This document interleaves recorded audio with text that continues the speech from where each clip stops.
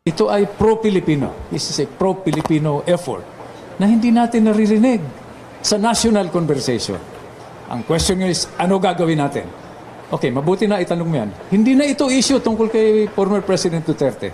Issue na ito ng bayan, ng sambayan ng Pilipino, ng Pilipinas.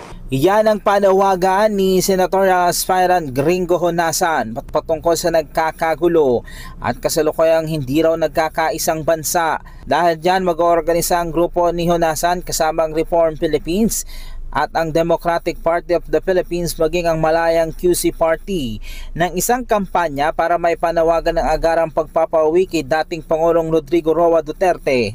Matapos itong dalhin sa The Hague, Netherlands, matapos itong maaresto sa bisa ng umano'y warrant of arrest mula sa ICC. Yan ang nakikita nilang solusyon para mapahupa ang kasalukuyang sitwasyon na kung saan nagkakaroon ng